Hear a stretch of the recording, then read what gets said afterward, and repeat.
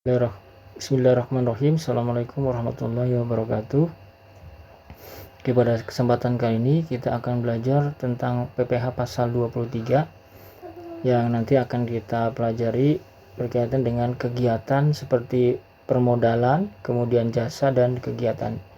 Ini ada kemiripan dengan PPh pasal 21 kemarin ya, berkaitan dengan jasa dan kegiatan, tapi nanti ada kegiatan atau aktivitas yang membedakannya.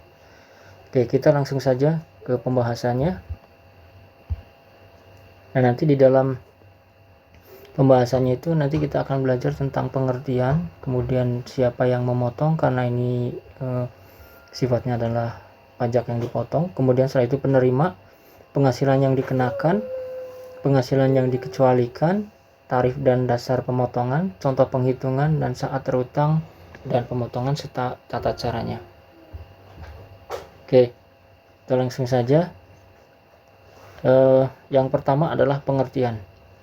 Adalah PPh dalam tahun berjalan yang dipotong atas penghasilan yang diterima atau diperoleh wajib pajak dalam negeri dan BUT yang berasal dari modal, penyerahan jasa atau penyelenggaraan kegiatan selain yang telah dipotong PPh pasal 21 yang dibayarkan atau terutang oleh badan pemerintah, subjek pajak dalam negeri, subjek pajak badan dalam negeri, kemudian penyelenggara kegiatan, BUT atau perwakilan perusahaan luar negeri lainnya. Nah, kemudian setelah itu di sini ada pemotong, yaitu yang pertama ada badan pemerintah, kemudian subjek pajak badan dalam negeri, penyelenggara kegiatan, bentuk usaha tetap, perwakilan perusahaan luar negeri lainnya, kemudian orang pribadi sebagai wajib pajak dalam negeri yang telah mendapatkan penunjukan dari Dirjen Pajak, meliputi akuntan, arsitek, dokter, notaris, PPAT, kecuali PPAT tersebut adalah camat, pengacara, dan konsultan yang melakukan pekerjaan bebas. Kemudian orang pribadi yang menjalankan usaha yang menyelenggarakan pembukuan atas pembayaran berupa sewa. Nah, ini pemotong-pemotongnya ya. Kemudian penerima penghasilan yang dipotong. Ini wajib pajak dalam negeri, orang pribadi dan badan. Kemudian bentuk usaha tetap, BUT ya. Nah, di sini kita akan belajar penghasilan yang dikenakan. Ya, penghasilan yang dikenakan tadi itu di penjelasan awal itu ada tiga ya, tiga kategori.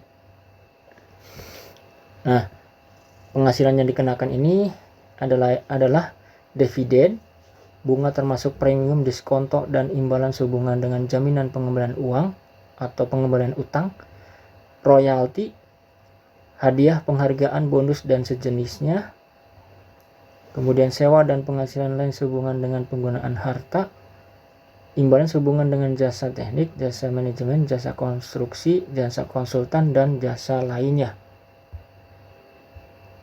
Kemudian, nah, kita di sini ada penjelasan dari dividen.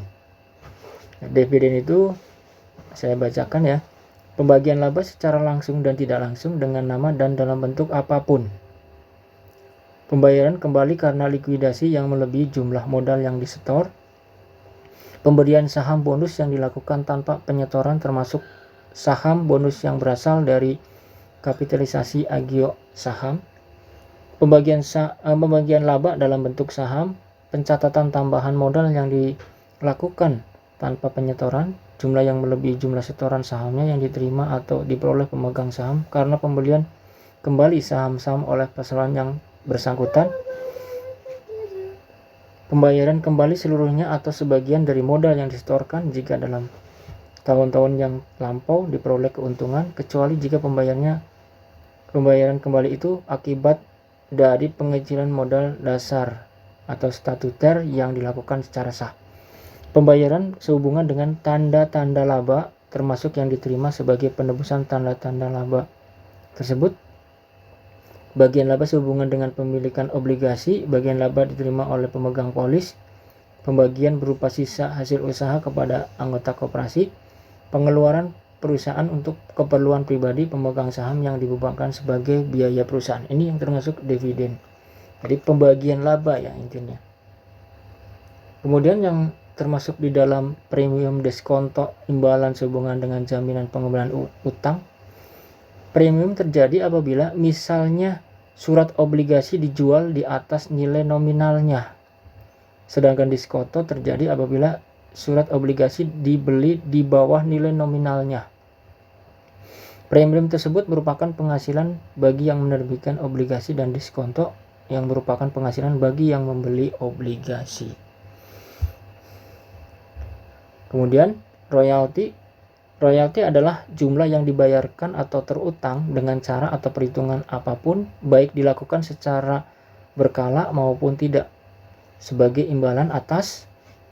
Nah, ini jenis-jenis royaltinya yang ada di bawah, yaitu hak cipta di bidang kesusastraan, kesenian, karya ilmiah, paten, desain atau model rencana formula atau proses rahasia, merek dagang, bentuk hak kekayaan intelektual atau industrial, atau hak serupa lainnya, hak menggunakan peralatan atau perlengkapan industrial, komersial atau ilmiah, pemberian pengetahuan atau informasi di bidang ilmiah, teknikal, industri atau komersial, pemberian bantuan terkait hak-hak menggunakan peralatan atau perlengkapan atau pemberian pengetahuan atas informasi berupa penerimaan atau hak menerima rekaman gambar atau rekaman suara atau keduanya yang disalurkan ke masyarakat melalui satelit, kabel, serat optik atau teknologi yang serupa.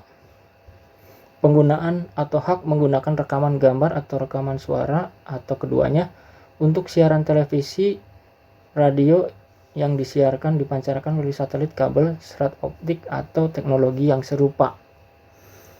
Penggunaan atau hak menggunakan sebagian atau seluruh spektrum radio komunikasi. Kemudian penggunaan atau hak menggunakan film gambar hidup, film atau pita video untuk siaran televisi atau pita suara untuk siaran radio. Kemudian yang terakhir, pelepasan seluruhnya atau sebagian hak yang berkenaan dengan penggunaan atau pemberian hak kekayaan intelektual, industrial atau hak-hak lainnya sebagaimana yang tersebut di atas. Ini yang termasuknya adalah royalti ya. Kemudian selanjutnya ini ada hadiah, penghargaan, bonus dan sejenisnya. Hadiah, penghargaan, bonus dan sejenisnya selain yang telah dipotong PPh pasal 21 ayat 1 huruf E, yaitu penghasilan yang diterima atau diperoleh wajib pajak orang pribadi dalam negeri yang berasal dari penyelenggaraan kegiatan sehubungan dengan pelaksanaan suatu kegiatan, yaitu hadiah undian adalah hadiah dengan nama dan dalam bentuk apapun yang diberikan melalui undian. Hadiah atau penghargaan perlombaan adalah hadiah atau penghargaan yang diberikan melalui suatu perlombaan atau adu ketangkasan. Hadiah sehubungan dengan pekerjaan, jasa, dan kegiatan lainnya adalah hadiah dengan nama dan dalam bentuk apapun diberikan sehubungan dengan pekerjaan, jasa, dan kegiatan yang dilakukan oleh penerima hadiah. Penghargaan adalah imbalan yang diberikan sehubungan dengan prestasi dalam kegiatan tertentu. Kemudian ada sewa dan penghasilan lain sehubungan dengan penggunaan harta, yaitu sewa dan penghasilan lain sehubungan dengan penggunaan harta, kecuali sewa dan penggunaan lain sehubungan dengan penggunaan harta yang telah dikenai PPh sebagaimana dimaksud dalam pasal 4 ayat 2 Undang-Undang PPh. Kemudian yang terakhir adalah imbalan sehubungan dengan jasa teknik, jasa manajemen, konstruksi, konsultan, dan jasa lainnya. Imbalan sehubungan dengan jasa teknik, manajemen, konstruksi, konsultan, dan jasa lain selain jasa yang telah dipotong PPh sebagaimana dimaksud dengan PPh pasal 21. Dan selanjutnya ini ada penghasilan yang dikecualikan, yaitu penghasilan yang dibayar atau terutang kepada bank, sewa yang dibayarkan atau terutang sehubungan dengan sewa guna usaha dengan hak opsi. Nah, ini maksudnya itu hak opsi itu seperti leasing ya, seperti leasing. Jadi pada saat kita menyicil itu kita masih nyewa istilahnya. Ini tidak dikenakan pajak. Kemudian dividen atau bagian laba yang diterima atau diperoleh perseroan terbatas sebagai wajib pajak dalam negeri, koperasi, BUMN, dan BUMD dari penyertaan modal pada badan usaha yang didirikan dan bertempat kedudukan di Indonesia dengan syarat dividen berasal dari cadangan saldo laba. Kemudian bagi PT, BUMN, dan BUMD yang menerima dividen kepemilikan saham pada badan yang memberikan dividen paling rendah 25% dari jumlah modal yang disetor. Jadi ini dividen ini kan tadi di awal termasuk objek pajak, tapi ada juga yang bukan merupakan objek pajak. Kemudian dividen yang diterima orang pribadi sebagaimana dimaksud pada pasal 17 ayat 2C Undang-Undang PPH. Kemudian ada lagi di sini bagian laba yang diterima atau diperoleh anggota dari perseroan komoditer yang modalnya tidak terbagi atas saham-saham, persekutuan, perkumpulan, firma, dan kongsi termasuk pemegang unit penyertaan kontrak investasi kolektif. Kemudian SHU koperasi yang dibayarkan oleh koperasi kepada anggotanya. Penghasilan yang dibayar atau terutang kepada badan usaha atas jasa keuangan yang berfungsi sebagai penyalur pinjaman, termasuk yang menggunakan pembiayaan berbasis syariah.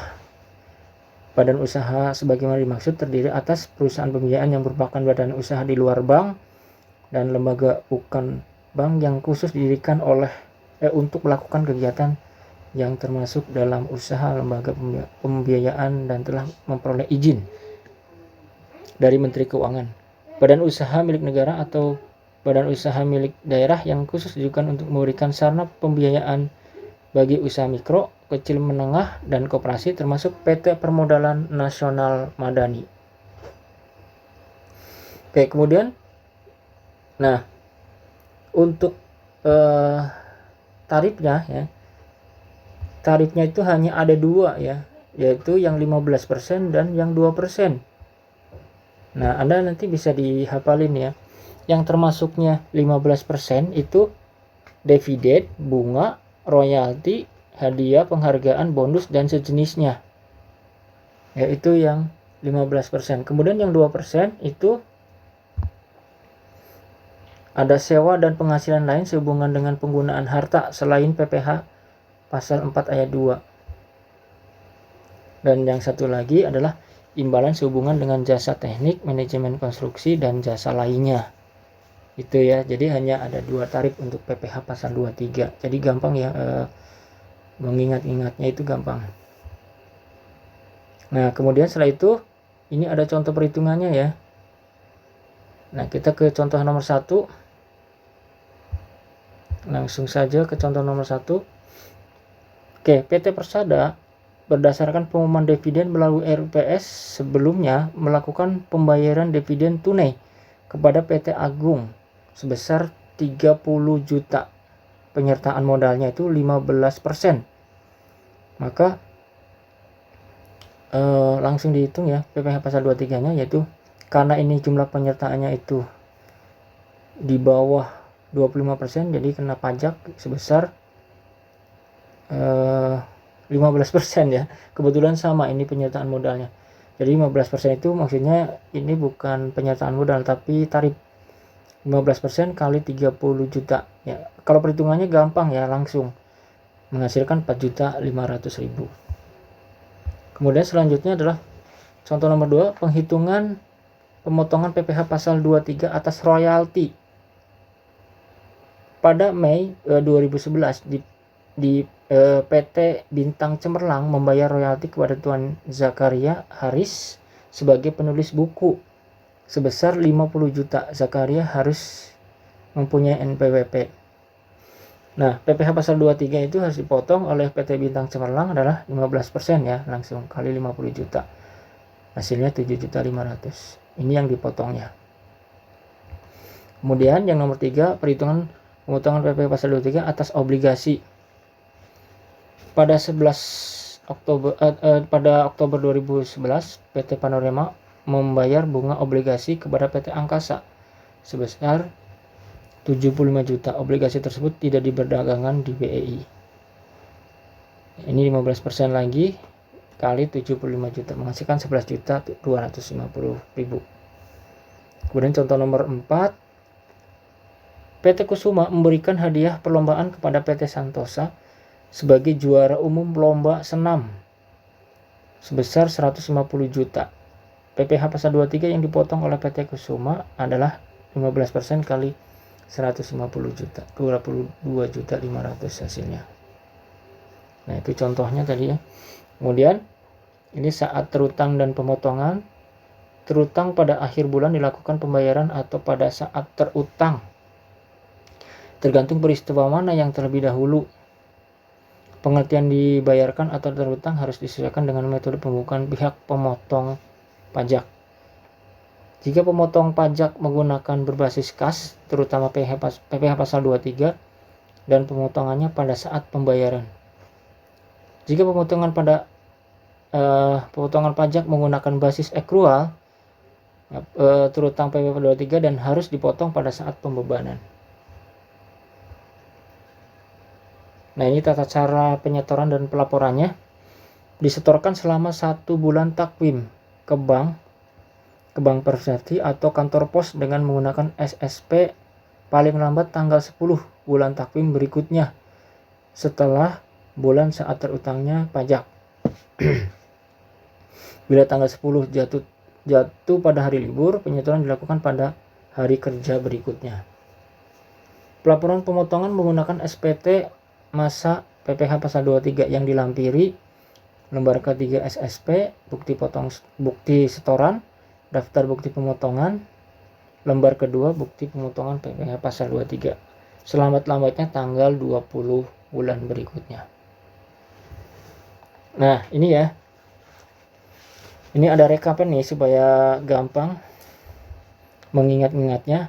Ini dividen ya 15%, bunga 15%, royalti 15%, hadiah dan penghargaan 15%, kemudian sewa dan imbalan jasa itu 2%. Nah, ini tadi yang 2% sewa dan imbalan ya. Nah, dalam hal wajib pajak tidak memiliki NPWP, besarnya tarif pemotongan itu lebih tinggi 100%. Jadi 2 kali lipatnya ya kalau PPh pasal 23 itu. Jadi 2 kali lipatnya. Nah, untuk dividen. Nah, ini dividen yang diterima PT, koperasi, BUMN, BUMD dengan syarat tertentu bukan merupakan objek pajak. Dividen yang diterima wajib pajak dalam negeri PPh pasal 23 ya, itu 15% kali jumlah bruto. Kemudian dividen yang diterima wajib pajak luar negeri itu PPh pasal 26 final 20%. Kemudian dividen yang diterima wajib pajak orang pribadi itu 10%. Jumlah bruto pasal 4 ayat 2 final. Jadi dividen itu ada yang merupakan bukan objek pajak, ada yang PPh pasal 23, ada yang PPh pasal 26, ada yang PPh pasal 4 ayat 2. Nah, ini tarif-tarifnya. Nah, kemudian untuk yang berkaitan dengan penyertaan modal tadi ya. Penyertaan kurang dari 25% dikenakan tarif 15%. Tapi kalau lebih dari 25% itu bukan objek pajak. Nah, berhubungan dengan bunga. Bunga juga sama dengan yang tadi ya, dengan yang dividen. Ada yang termasuk bukan pajak, PPh pasal 23, ada luar negeri, ada PPh pasal 4 ayat 2. Nah, yang termasuk bukan objek pajak itu bunga yang diterima perusahaan reksadana atas bunga obligasi. Kemudian yang PPh pasal 23, bunga yang diterima wajib pajak dalam negeri 15% ya kali jumlah bruto pasal 23 ya. Kemudian bunga yang diterima wajib pajak luar negeri itu final ya, PPh pasal 26 20%. Kemudian bunga yang diterima wajib pajak dalam negeri atas bunga deposito, tabungan, bunga obligasi, pasar modal itu termasuknya PPh pasal 4 ayat 2 20% final ya. Kemudian untuk yang sewa, untuk yang sewa ini juga ada yang termasuknya PPh pasal 23, ada yang 26, ada yang PPh pasal 4 ayat 2. Nah, kalau yang termasuknya pasal 23 itu 2%, untuk yang luar negeri itu tetap 20%, karena untuk yang PPh pasal 26 itu tarifnya sama ya, sepadan namanya, tarif sepadan. Kemudian untuk yang PPh pasal 4 ayat 2 itu atas sewa tanah dan bangunan ya, dan atau bangunan itu 10%. Nah, ini ada latihan lagi. Di sini 1 Juli PT X membayarkan dividen tunai sebagai berikut: nama perusahaan, jumlah penyertaan, dan jumlah dividen. Ini berkaitan dengan dividen ya. Jadi nanti mana yang termasuk bukan objek pajak, mana PPh pasal 23, mana yang termasuk PPh pasal 4 ayat 2 gitu ya. PT A itu 10%, jumlah dividennya 10 juta. Kemudian PT S 30%, itu 30 juta. Kemudian Tuan H 15%, 15 juta. Berapa PPh yang dipotong PT X? Jadi perhitungannya kayak gini, ada PPh pasal 23, ada yang bukan pajak gitu ya, ada yang termasuknya PPh pasal 4 ayat 2. Nah, yang di atas yang A itu termasuknya PPh pasal 23. Kemudian yang di nomor B itu bukan merupakan objek pajak. Kemudian yang C itu PPh pasal 4 ayat 2 atau final, yaitu 10%. 10 kali 15 juta gitu ya. Kemudian yang selanjutnya, penerbit S mengeluarkan royalti sebagai berikut. Tuan A punya NPWP K/2 35 juta. Kemudian Nona X tidak mempunyai NPWP TK1 75 juta. Nah, perhitungannya kalau ini langsung ya. Tuan A 15% kali 35 juta langsung 5.250. Kemudian Nona X karena tidak mempunyai NPWP jadi dikalikan 200 atau 100% lebih tinggi. Ya, perhitungannya seperti ini. 15% kali 75 juta kali 200%. Nah, untuk informasi yang status K2 atau TK1 itu hanya informasi saja. Hasilnya yang Nona X adalah 22.500.000. Oke, sekian dulu ya. Ini materinya sudah selesai untuk PPh pasal 23. Mudah-mudahan bisa dipahami ya. Terima kasih atas perhatiannya. Assalamualaikum warahmatullahi wabarakatuh.